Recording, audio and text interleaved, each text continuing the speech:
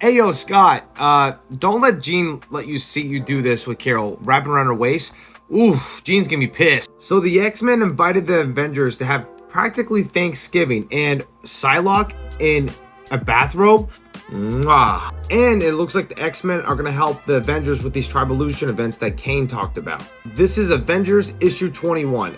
A nice filler issue to show what's going on with the Avengers and how they're dealing with all the world's problems, like with Doctor Doom, after the Bloodhound event and stuff like that. The Avengers go to the factory in Alaska and we see the X-Men waiting for them outside. Cyclops, get out of here, Summers. No more hiding. Here I am. You want us? We're right here, Avengers. Please, you can't win this one, X-Men. We're really good at baseball. And I'm like, wait, what? I really thought they were gonna fight. Everyone's like, hey, we're just here for fun. How you guys doing? And this is what I was showing you guys earlier.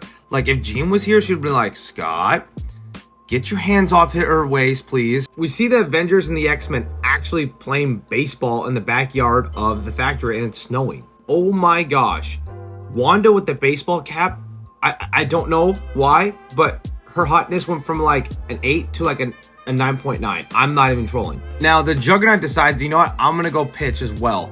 And he throws like the fastest fastball ever. And he's like, nothing can stop a supersonic speedball. Tony strikes out and the ball explodes part of the factory. And so they can't play any more baseball because that was the last ball. So they're like, hey, let's go eat some food. This is where Glob made Thanksgiving dinner for everyone, and Psylocke with the bathrobe. Ooh! It kills me to see like this, Father.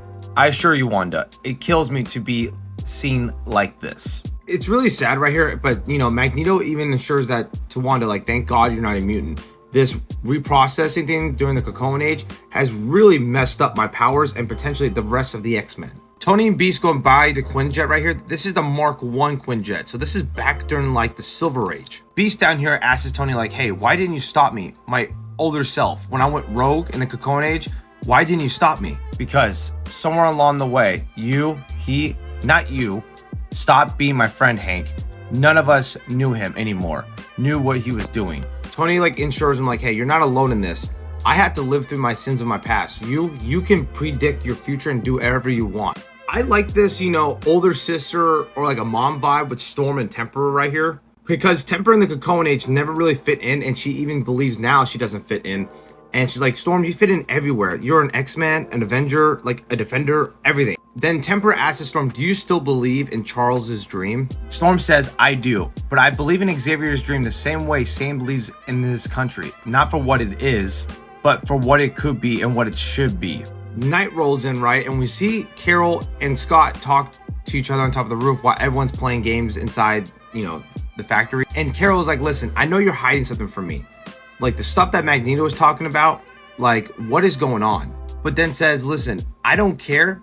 You've always kept secrets, Scott, but we got secrets too. It's just, you got to keep it straight up with us. Then Carol tells Scott about the Trivolution events with Kane and how the Bloodhound was one of them that triggered it. And now Doom as the Sorcerer Supreme is probably gonna be another one. But Carol's like, listen, the X-Men and Avengers currently have more in common than you think, Scott.